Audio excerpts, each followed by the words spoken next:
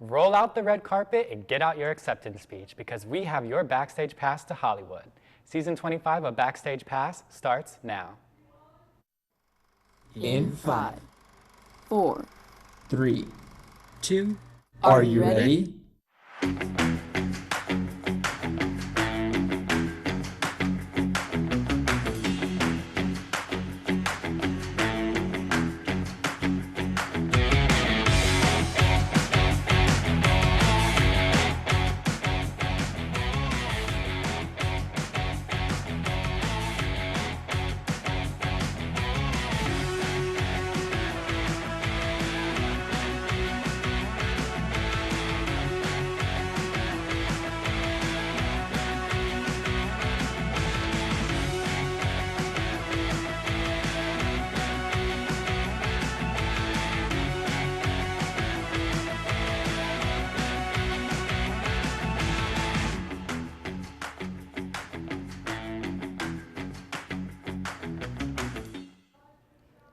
Hey Explorers, welcome back to Backstage Pass, where we give you all the scoop on all things entertainment. My name is Kayla and I will be your host for this season of Backstage Pass. And my name is Patrick O'Hara. Like Kayla, I will also be your host for this season of Backstage Pass. We have a third co-host, Lucas Alvin, but you'll see him later on in this season. However, he will be making an appearance in one of our segments this episode, so stay tuned for that. But enough about us. Let's get started with the show, shall we? To start this season off, we thought it would be so fun to give you all a summer recap of all the exciting events that occurred since the last season of Backstage Pass. And trust me, there is a lot to unravel. But before we get into our summer recap, we wanted to discuss the Writers Guild of America and the SAG-AFTRA strikes. On July 14th, 2023, the Screen Actors Union joined the Writers Guild of America on their strike of 2 months against the Alliance of the Motion Picture and Television Producers. Both WGA and SAG-AFTRA are fighting for a better compensation for their work in the age of streaming. There are also concerns about the usage of AI. SAG-AFTRA is concerned about the producers using their likeness with no compensation, while WGA is concerned with programs like ChatGPT replacing them and their labor. You may have seen some of your faves on the front lines, including Fran Drescher, esteemed actress from the 1993 TV show The Nanny, and SAG-AFTRA's president. She delivered a powerful speech on the union's behalf. This strike also halted practically all of Hollywood productions, premieres, and interviews on films. Some productions are still going on because they follow strike guidelines and compensate their workers appropriately. So just remember, be patient with your fave movies, shows, and actors as they're fighting in the long game. Despite the strikes, there were still some really good movies that released this summer. So, to kick off our summer recap, let's talk about one of the summer's biggest sensations, the Barbie movie. The movie, directed by Greta Gerwig, starring Margot Robbie and Ryan Gosling, focuses on Barbie and Ken venturing to the real world and the Barbie world to discover who they are and who they're meant to be. With its release, so many people gathered in theaters wearing pink and dressing as either Barbie or Ken. And that's an iconic moment, if you ask me. You are so right. In fact, I was one of those people dressed in full pink. Barbie was not only a fun, campy, Technicolor spectacle made for fans of the franchise, but also a social commentary about the perils of patriarchy with some truly emotional moments. I was totally not expecting that on first viewing, and I'm glad that it resonated with so many women. But the Barbie movie was not the only hot topic this summer. Oppenheimer, directed by Christopher Nolan, starring Cillian Murphy and Florence Pugh, features Robert Oppenheimer and his team of scientists designing the atomic bomb. When the bomb is later set off on July 16, 1945, it becomes the world's first nuclear explosion. This changes the course of history furthermore. Mind you, the movie is based on true events. Likewise, Oppenheimer challenged Barbie as one of the hottest movies this summer, with both films receiving a massive amount of success and attention in theaters worldwide. If you've been on the internet at all, then you know about Barbenheimer. Barbie and Nolan fans hyped these films being released on the same opening weekend. Fan art, memes, outfits, online debates on which movie should be seen first were in full gear in July. If the Barbenheimer phenomenon wasn't hot enough for you with our summer recap, we can assure you that the Barbie soundtrack most definitely was. The soundtrack, featuring Lizzo, Sam Smith, Pink Pantheress, and more, was a huge point of promotion for the Barbie movie.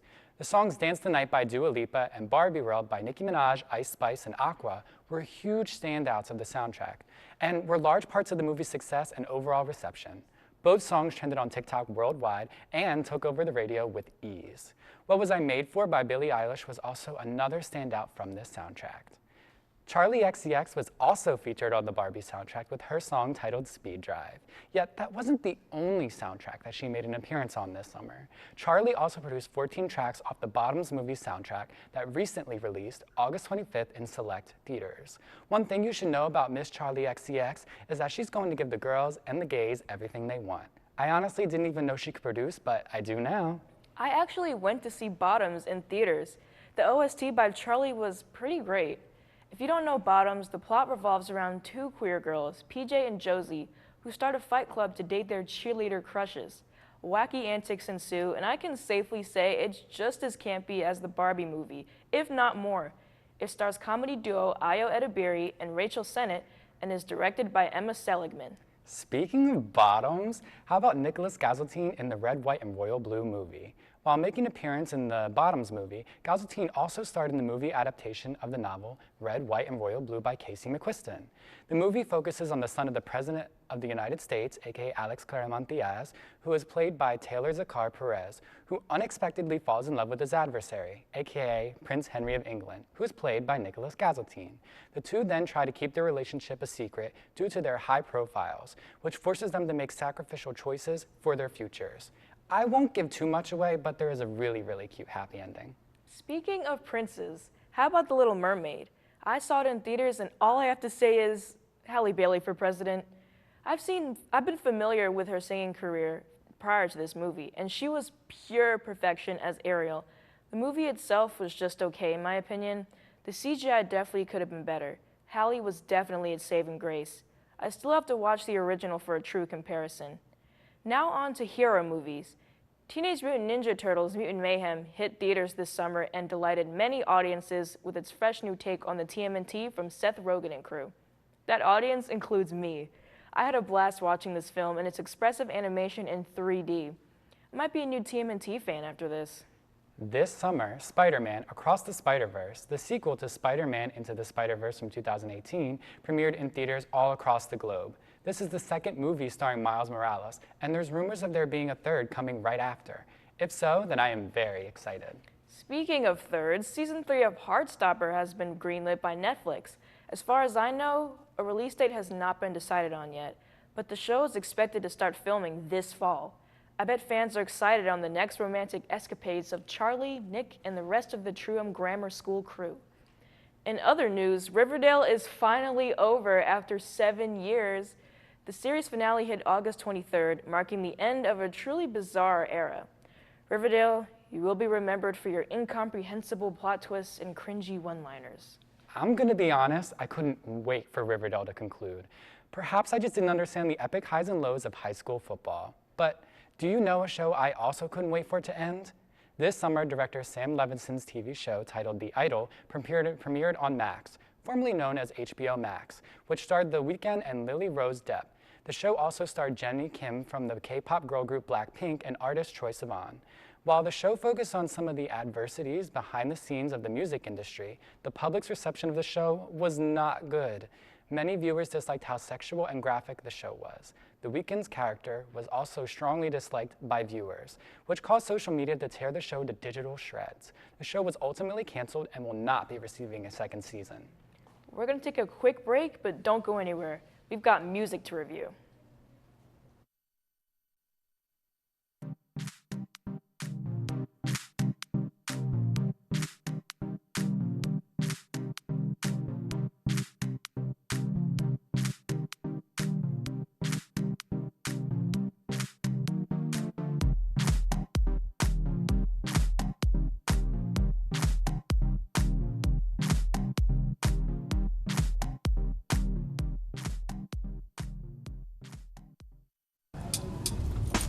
Oh, hey, LaSalle TV. Welcome to the LaSalle TV studio. Let's go take a tour.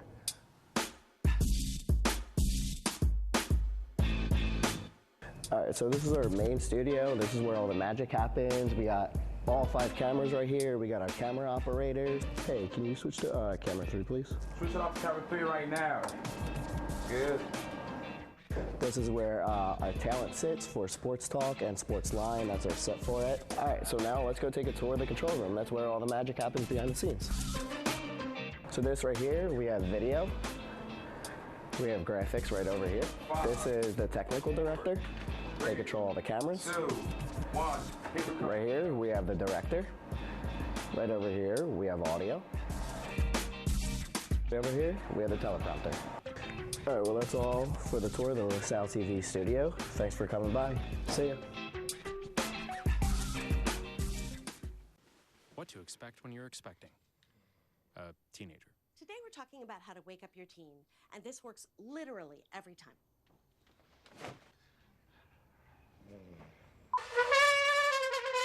Good kisses. Good kisses. You heard how loud I heard. It wasn't you. Yeah. It was the... Is that bacon? You don't have to know it all to be a perfect parent. Thousands of teens in foster care will love you just the same.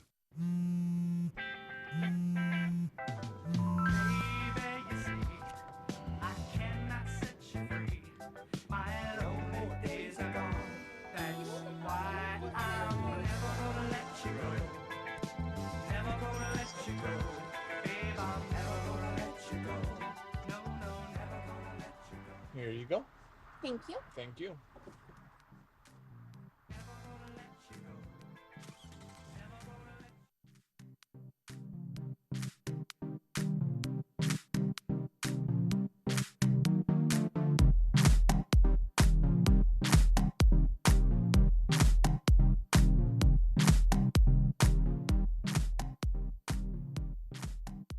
Welcome back. Now let's talk music, specifically summer's biggest hits. Olivia Rodrigo dropped 2 singles in June and August from her upcoming album Guts, titled Vampire and Bad Idea, right?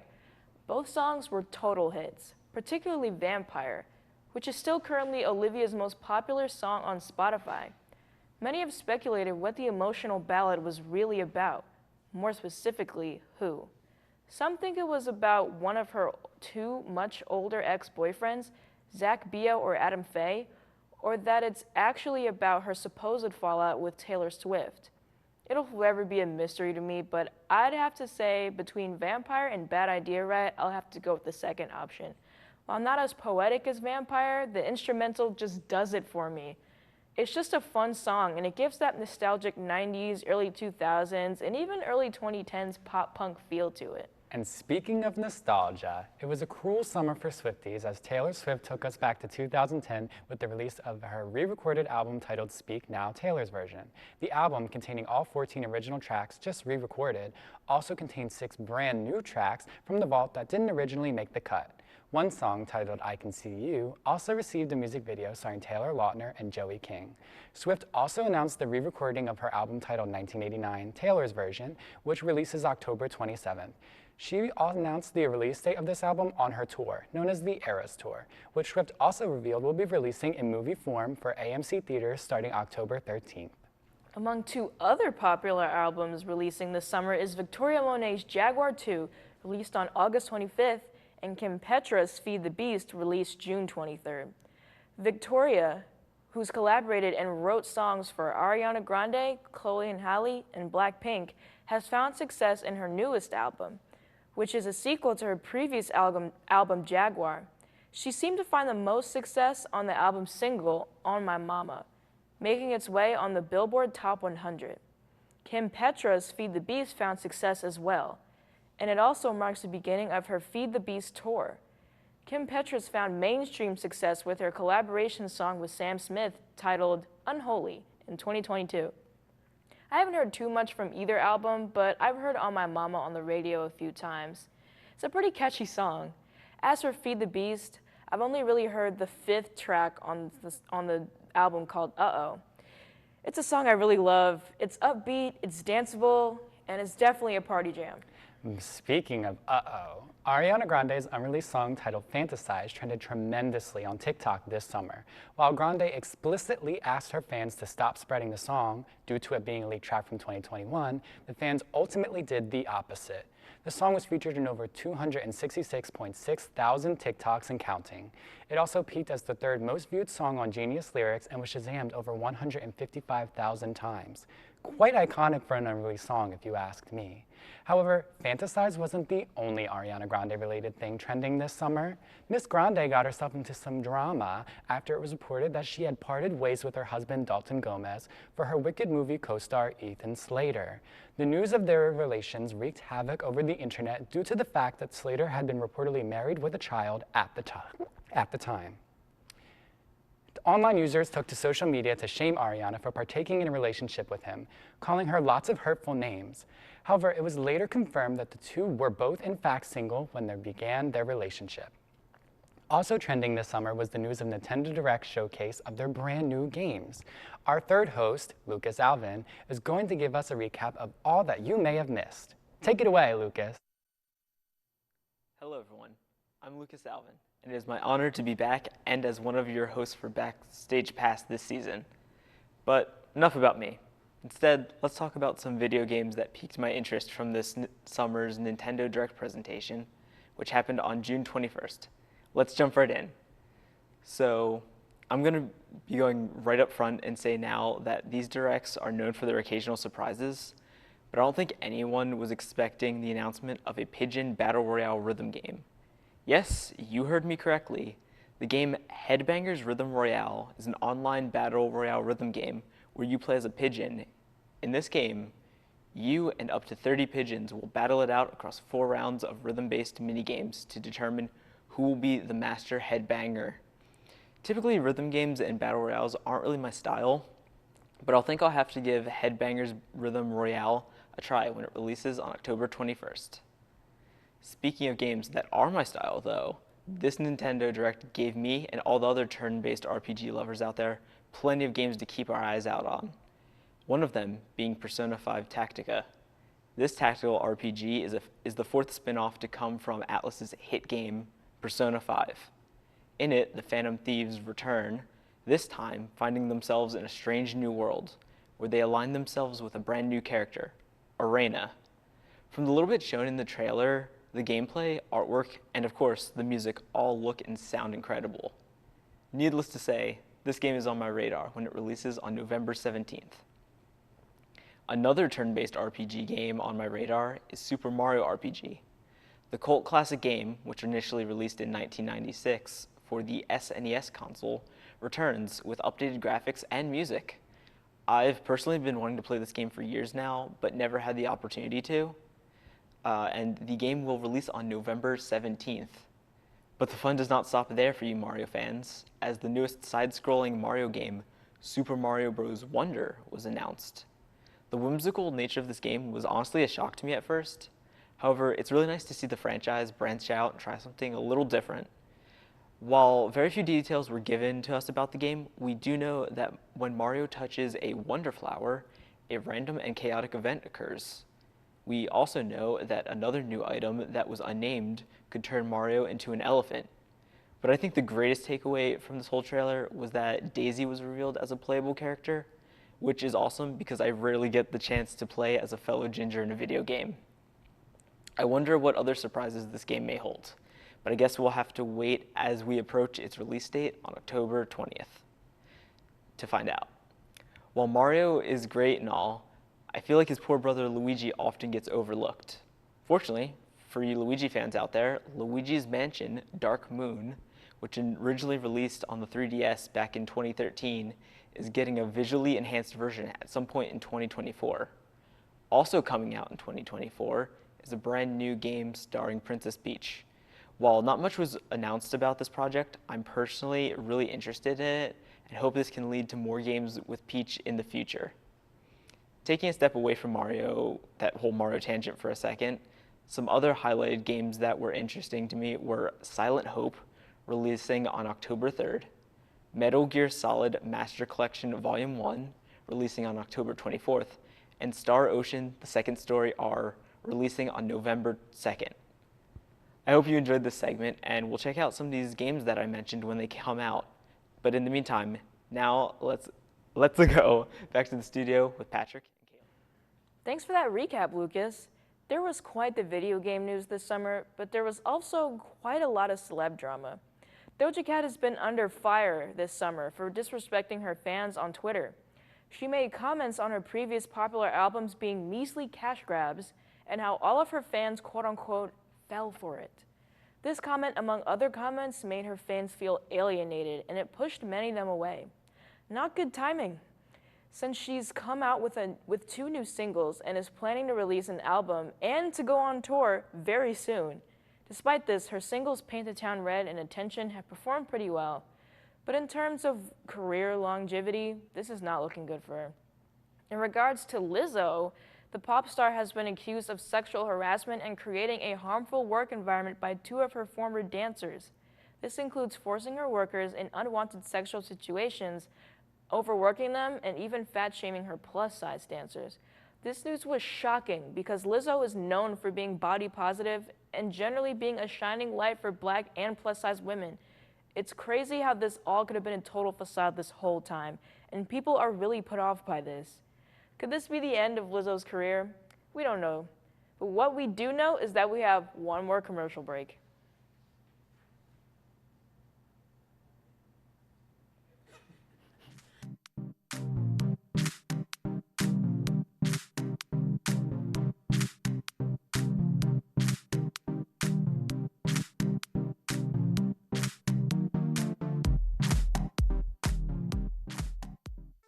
People join Walk MS to raise awareness and funds that change the world for everyone affected by multiple sclerosis. MS attacks the brain and spinal cord. It's the most common neurological disease leading to disability in young adults.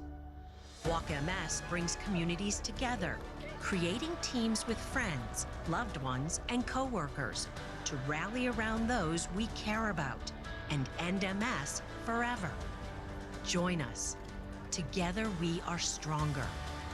Walk MS fundraising accelerates research breakthroughs and life-changing breakthroughs. It will take all of our passion, determination, and fundraising to end MS forever. Together, we can change the world for people with MS. Join us. Register today, start a team, and raise funds at walkms.org.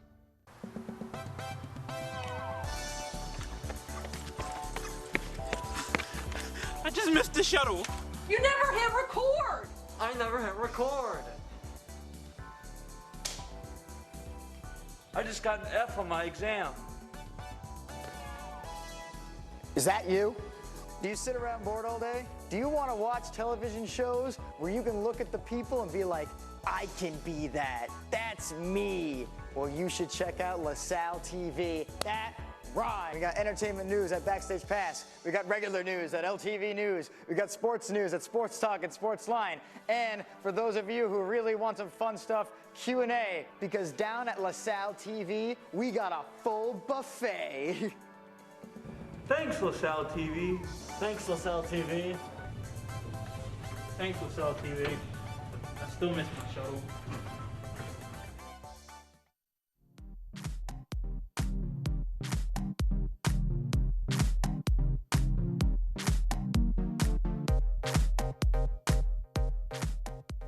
Welcome back to Backstage Pass. We've covered so much today, and we really hope that you enjoyed it all. From movies, TV shows, games, music, and celebrity drama, I think we covered a lot. What do you think, Kayla? Yeah, I think that was definitely a lot. I think just a lot of stuff just happened this summer. For sure, yeah. Yeah. Like a lot. Yeah. Say, speaking of like a lot of stuff that happened over this summer, what was your favorite movie? I don't know, man. I'd have to go with, I really did enjoy like the Barbie movie experience. Mm-hmm. Yeah, for sure. But I also really did enjoy Spider-Verse. I saw that twice with 2 different people. That's awesome. Yeah, and then I love Bottoms, of course. Yeah, that was such a crazy movie. It was? Yeah, it was so funny. Like, just the ridiculousness of it all. Yeah. Like, you have to watch it. I want to see it so bad, but they only did that select theaters, and I couldn't see it. Yeah, I think, like, now that it's past September 1st, yeah. I think like it's good. Like I think you'll find it in like most theaters now. There's a lot of advertising for it. I'm gonna have to go see it. I really want to see it. Yeah, yeah. Especially with that soundtrack. And speaking of soundtracks and like music, what was your favorite music release this summer? Oh my God, I'm gonna have to say Olivia Rodrigo. Like, Yes. I really loved, like I said before, Bad Idea, right? It's so fun. I personally, since Guts just came out, I absolutely loved that record. I have to say, Get Him Back, which just released a music video today, that was absolutely phenomenal. Yes. I also really love Love is Embarrassing. I think that's another great song. But also Kim Petras' album. Yeah. So good. Love Kim Petras. I've been her fan since day one. We fought on Twitter, but you know, that's besides the point. She's great. Love that album. But is there anything else that you enjoyed this summer?